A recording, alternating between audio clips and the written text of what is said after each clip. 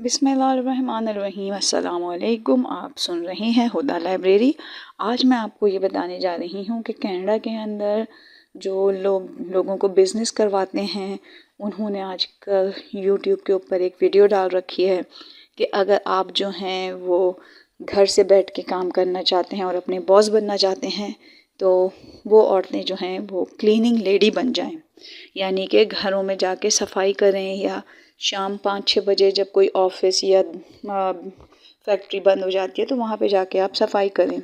तो ये बहुत अच्छा मशवरा है, लेकिन पाकिस्तान की जो औरतें कनाडा आ गई हैं, या वो औरतें जो पाकिस्तान के अंदर ही हैं, वो जब अपने शौहर का काम नहीं करती, अपने घर का काम नहीं करती, तो वो शाम 5-6 बजे या किसी और के घर में जाके कैसे काम कर सकती हैं।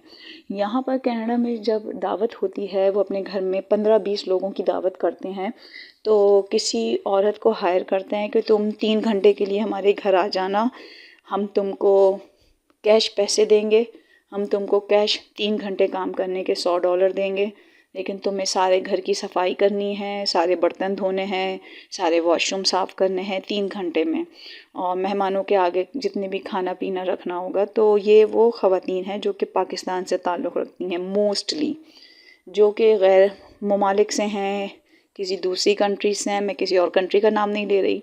तो वो जो हैं वो अपना काम खुद करती हैं, यानी कि वो सुबह 5-6 बजे उठ के रोटियां पका के अपने शौहर को ऑफिस भेज के घर का काम करके फिर खुद जॉब करने जाती हैं। फिर शाम को आके अपने सास ससुर का भी काम करती हैं, बच्चे भी देखती हैं और काम भी करती हैं, और वो पूरा पूरा अपने घर के अंदर शेयर भी करती हैं। तो वो हज़रात जो ये वाला बिज़नेस करने का मशवरा यूट्यूब पे दे रहे हैं, तो मेरी उनसे यही गुजारिश है कि बराए मेहरबानी आप कोशिश करें कि आप फिर हमारी ये जो पाकिस्तान की ख़वातीन है ना, इनको बिल्कुल ही इग्नोर कर दें। अगर मैं यहाँ के मर्दों की भी बात करूँ, तो जो मैं मर्दों को भी देख रही हूँ कनाडा के अंदर, जो यहाँ के बच्चे हैं जवान हुए हैं, या जो पाकिस्तान से आके यहाँ पे काम कर रहे हैं, और वो कंप्यूटर पे सारा दिन बैठ के काम करते हैं, तो वो हिल जुल के बिल्कुल काम करना पसंद नहीं कर रहे होते।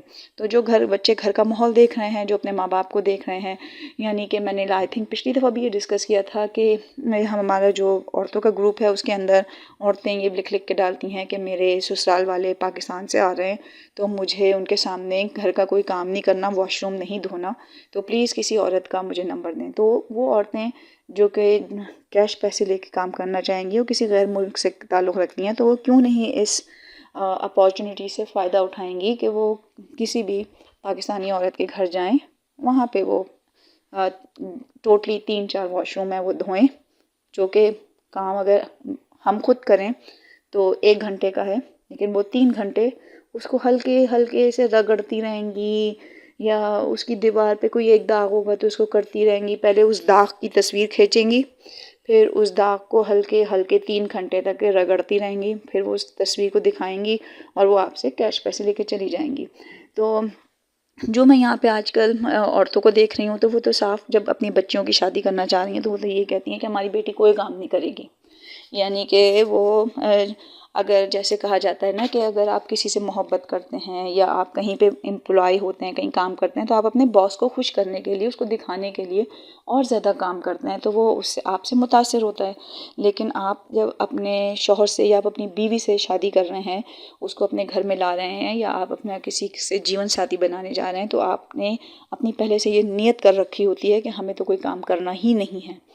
तो जब आप अपने बॉस को, अपने स्पाउस को, अपने पार्टनर को खुश करके नहीं दिखाएंगे, जैसे कि अगर आपने कभी बीवी ने 1 महीने मुसलसल रोज़ाना सुबह दोपहर शाम रात पूरा घर का काम करके रखा हुआ है, तो इसमें शौहर का फ़र्ज़ है कि वो महीने में एक दफ़ा बीवी बच्चों को बाहर ले जाए।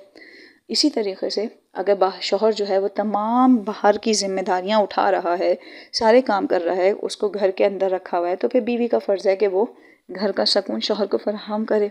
और अगर कभी कोई मुश्किल आ जाती है, या माली तंगी या किसी भी तरह की, तो फिर तो वो आजमाइश है जिसके बारे में अल्लाह ने और हमारे इस्लाम में है कि औरतों की पहचान जो होती है वो उस वक्त होती है कि जब आपका शौहर परेशानी में हो, तो आप उसको परेशान और करती हैं या आप उसका साथ देती हैं। तो मेरे ख़्याल से तो ये सारी बातें जो थी, ये फ़िल्मी थी, ड्रामाई थी, या किताबों में लिखी हुई थी। आज का जो दौर है 2025, उसके अंदर तो बिल्कुल भी ऐसा नफ्सा नफसी का आलम है, और ऐसा बस अगर आपसे फ़ायदा होगा तो वो आपसे शादी करेंगे। अगर आप उनकी बेटी को पाकिस्तान से कनाडा ले जा सकते हैं तो वो आपसे शादी कर लेंगे। अगर आप अपनी उनकी बेटी को या उनके फिर बेटी के नाम पर फिर उसके जो छोटे बहन भाई हैं उनको भी कनाडा ला सकते हैं तो सही है, वरना नहीं, वो आपको छोड़ देंगे और कहेंगे हम किसी और के रिश्ते में जा रहे हो। फिर इस चीज़ के अंदर वो फिर कुछ भी नहीं देखते, लड़के की शक्ल सूरत, तालीम, ख़ानदान, हसब नसब जो कहना चाहिए तो सब बातें हो गई जो कि किताबों में या बड़े बूढ़े कहते थे। कुछ भी नहीं देखा जाता, सिर्फ ग्रीन कार्ड या कनाडा का वीज़ा देखा जाता है। तो मैं भी और भी दूसरे बिज़नेस के बारे में भी डिस्कस करूँगी यहाँ पे जो लोग डिस्कस कर रहे हैं। और यहाँ पे पाकिस्तान की जो मोस्टली मुसलमान औरतें हैं जिनको उनके शौहर जो हैं वो पॉकेट मनी दे रहे हैं, घर का ख़र्चा बेहतरीन चल रहा है। यहाँ पे 3 तरह के लोग हैं, या तो बिजनेसमैन हैं, तो जो बिजनेसमैन हैं उनका यहाँ पे भी बिज़नेस है, पाकिस्तान में भी बिज़नेस है और दूसरी कंट्रीज़ में भी बिज़नेस है। तो वो बेहतरीन अंदाज में बेहतरीन लाइफ स्टाइल जी रहे हैं और वो आप लोगों को अपना घर भी यूट्यूब पे दिखाते हैं, सब कुछ करते हैं। और उसके अंदर फिर उनकी जो बीवी होती है या बच्चे होते हैं वो बहुत लग्जरी लाइफ जी रहे होते हैं कि सुबह उठेंगे तो मेड आएगी, वो काम करेगी। मैं आपको अपना पर्सनल एक्सपीरियंस बताती हूँ कि हमारे पास एक औरत थी, उसका जो शौहर था वो UNO में जॉब करता था। तो उसके सिर्फ 2 बच्चे थे छोटे, एक 2 साल का या 1 साल का जिसने चलना नहीं सीखा था और दूसरा था वो 4 साल का। तो वो औरत जो थी, मैं आपको ये अपना पर्सनल एक्सपीरियंस बता रही हूँ, वो अपने 2 साल का जो बच्चा 2 साल मैं शायद गलत बोल रही हूँ, 1 साल का, उसको गोद में लेकर जो 4 साल का बच्चा था, स्कूल नहीं जा सकता था क्योंकि यहाँ पे स्कूल जाने की एज शायद 4 साल के बाद है, तो वो उसको कहीं दूसरी औरतों को देती थी कि मेरे बच्चे को देखो, इसका ख्याल रखो और मैं ज़रा काम से जा रही हूँ। और ये 1 दिन नहीं करती थी, हफ्ते में 1 दिन, हफ्ते में 5 दिन और पूरे दिन करती थी, कब से, सुबह से लेकर शाम तक के। और वो कोई काम नहीं करती थी। तो दूसरे आदमी को तो पैसे मिल रहे हैं बच्चा रखने के, और वो दूसरे बच्चे को जो आपका बच्चा रख रहा है उसको कौन सा इंटरेस्ट होगा। वो बस सारा दिन यूट्यूब पे लगा दिया, टीवी खोल दिया, कार्टून लगा दिया। फिर जो क्या नाम है, जो दूसरा 1 साल का बच्चा था उसे घर लेके आती थी और फिर एक औरत आती थी, वो उसके घर की सफाई करती थी और उस छोटे बच्चे को देखती थी। ये क्या काम करती थी, ये मैं मुसलमान औरत की बात बता रही हूँ, ये मुसलमान औरत थी। उसने अपने नाखून सही कर रही है या अपना मेकअप कर रही है, अपने कपड़े देख रही है, और जो एक बच्चा जो है वो दूसरी औरत देख रही है जो 3-4 साल का है, और जो छोटा बच्चा है वो दूसरी औरत देख रही है जो घर की सफाई कर रही है, सब कुछ कर रही है। फिर उसके नतीजे में क्या निकला, जो उसका 3-4 साल का बच्चा था वो इस कदर बदतमीज़ हो गया, इस कदर बदतमीज़ हो गया कि उसने सबको मारना, चीखना, चिल्लाना, कहीं भी दुकान पे खड़े होकर पार्किंग लॉट में कहीं भी कुछ भी करना, चीखना चिल्लाना शुरू कर दिया। तो वो उसको बस मुंह बंद करके खामोशी से घूरती रहती थी। और फिर 6 महीने के बाद जब उसका शौहर UNO से वापस आता था तो वो कहती थी, ओ ये बच्चा जो है ना अपने बाप के बगैर पल्ला, इसलिए ये ऐसा हो गया। फिर जो बाप था वो उसको और खिलौने और सारी चीज़ें, बेहतरीन किस्म की टेक्नोलॉजी ला के देता था जिसको वो 1 मिनट देखता था। 4 साल के बच्चे को क्या पता, अगर उसके पास बेहतरीन चीज़ आई है तो वो उसको देख के फेंक के देता था। फिर दोबारा से यही रूटीन। तो वो औरतें जो कि अपने घर का काम नहीं कर रही, अपने शौहर के पीछे, अपने घर के अंदर उसका शौहर फिर घर की सफाई करने की औरत के पैसे भी देता था, बच्चे पालने वाली औरत को भी पैसे देता था, क्योंकि बेहतरीन इनकम होती है तो फिर यहाँ पे गवर्नमेंट उनकी मदद नहीं करती। तो वो लोग जो यहाँ पे पाकिस्तानी औरतों को एडवाइस कर रहे हैं कि आप क्लीनिंग लेडी बन जाएं, तो ये तो उनके लिए कितनी बड़ी जिम्मेदारी है या मजाक है, क्योंकि जब वो अपने घर में हिल के काम नहीं करती तो वो बाहर जाके किसी और का काम क्यों करेंगी। इसी के अंदर मैं एक और बात भी ऐड करना चाहूँगी। जब मैं पाकिस्तान में थी तो मैं जिस खातून की बात कर रही हूँ वो मैट्रिक पास भी नहीं थी, उन्होंने मैट्रिक भी नहीं किया हुआ था। कॉलेज गई थी लेकिन कॉलेज के एग्ज़ाम वगैरह में फ़ेल हो गई, तो फिर यही कहा जाएगा कि मैट्रिक थी। तो उनके घर में एक औरत आती थी पाकिस्तान में, सिर्फ उनका एक शौहर और एक बच्चा, किराए का घर। उस किराए के घर के अंदर एक मासी आती थी जो कि उनके घर का सारा काम करके जाती थी, फिर एक औरत आती थी जो किचन का सारा काम करके जाती थी। फिर वो खातून जो थी वो आराम सुकून से शौहर को सुबह जॉब पे, बल्कि शौहर जो था वो दुकान जाता था, दुकान पे भेज के दोपहर में 1-2 बजे के करीब उनकी वालदा और बहनें घर पे आ जाती थी। फिर वो लोग फ़िल्म देखते थे, डाइजेस्ट पढ़ते थे, उर्दू नावल डाइजेस्ट। और शाम को 3-4 बजे जब शौहर के आने का टाइम होता था तो उनकी माँ बहनें अपने घर चली जाती थी। वो फिर उठ के एक यानी कि पतीली सालन की पकाई रोटियां शौहर जो था वो बाहर से लेकर आ जाता था। ये भी बहुत अच्छी बात है कि अल्हम्दुलिल्लाह वो सालन तो पका ही देती थी।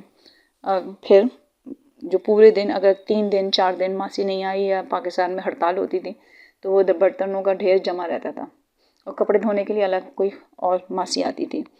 तो ये तो बात है पाकिस्तान की। कनाडा की मैंने आपको बता दी। तो वही बात है कि जो औरत अपने घर का काम नहीं कर सकती वो क्लीनिंग लेडी कैसे बनेगी। तो ये वाला मशवरा तो पाकिस्तानियों के लिए बिल्कुल, औरतों के लिए बिल्कुल फजूल है। चलें जी, आगे बात करते हैं।